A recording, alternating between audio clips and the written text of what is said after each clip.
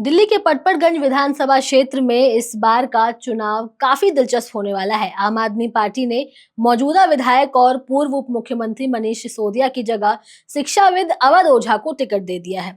सिसोदिया लगातार 3 बार से इस सीट पर जीतते आ रहे हैं, लेकिन इस बार उन्होंने जंगपुरा से चुनाव लड़ने का फैसला किया है। भाजपा और कांग्रेस के दिग्गज नेताओं के सामने ओझा की चुनौती काफी कड़ी होगी।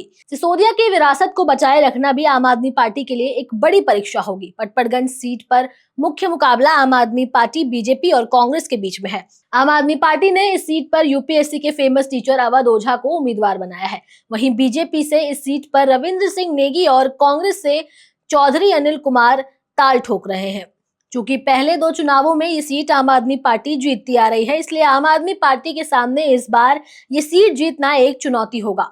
ऐसा इसलिए भी है क्योंकि पिछले 2 चुनावों में आम आदमी पार्टी ने यहां से मनीष सिसोदिया को उम्मीदवार बनाया था, लेकिन इस बार आम आदमी पार्टी ने राजनीति में बिल्कुल नए आए अवध ओझा को मैदान में उतारा है। वहीं बीजेपी और कांग्रेस के लिए एक मौका होगा कि इस बार वो यहाँ से अपना खाता खोल सके।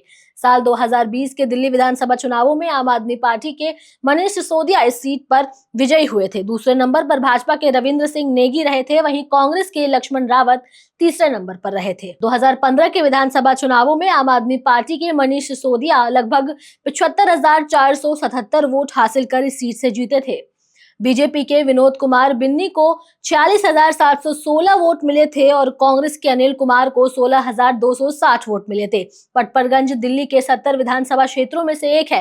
ये उत्तर प्रदेश की सीमा के पास पूर्व दिल्ली जिले में स्थित है। 2001 की जनगणना के अनुसार पटपरगंज की जनसंख्या लगभग 34,409 थी, जिनमें से पुरुष की जनसंख्या 55% और महिलाओं की संख्या 45% थी।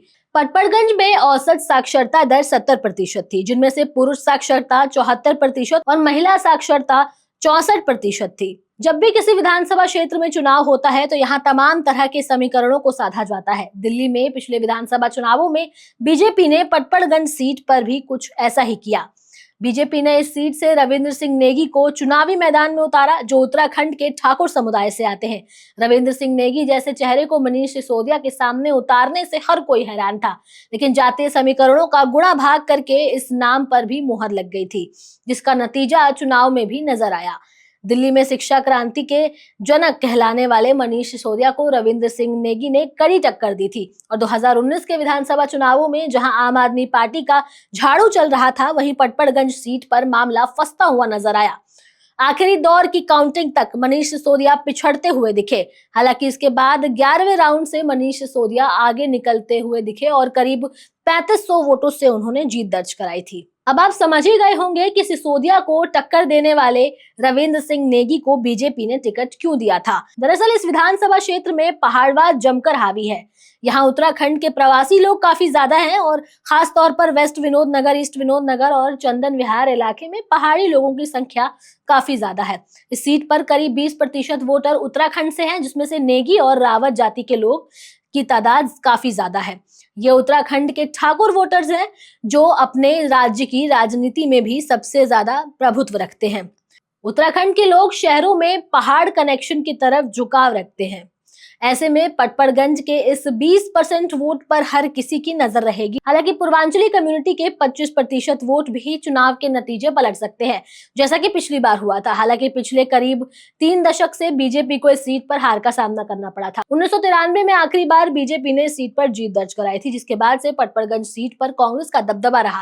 लेकिन 2013 में आम आदमी पार्टी ने इस विजय रथ पर लगाम लगाई और मनीष सिसोदिया यहाँ से विधायक बने।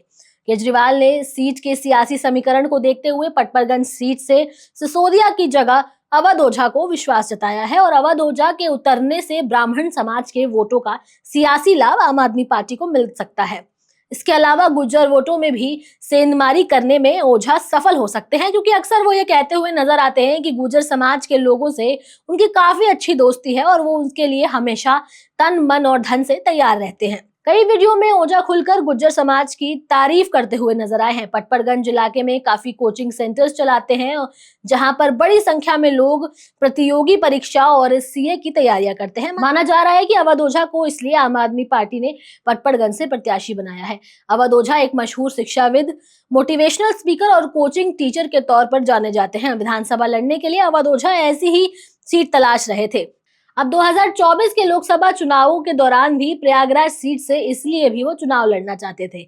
आम आदमी पार्टी ने इसलिए अवध ओझा को पटपड़गंज सीट से उतारा है। मनीष सिसोदिया के पटपड़गंज सीट से चुनाव नहीं लड़ने को लोग कई तरह से देख रहे हैं। कुछ लोगों का कहना है कि आम आदमी पार्टी ने बीजेपी के लिए इस सीट पर कई चीजें आसान कर दी है। बीजेपी उम्मीदवार अगर पहाड़वाद के झंडे के साथ साथ पूर्वांचल के वोटर्स को भी साध लेते हैं तो आम आदमी पार्टी को एक बड़ा झटका लग सकता है।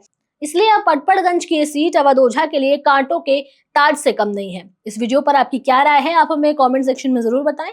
हमारे चैनल द हिंदी टॉप को सब्सक्राइब करें, हमें एक्स यानी ट्विटर, फेसबुक और इंस्टाग्राम पर भी फॉलो करें।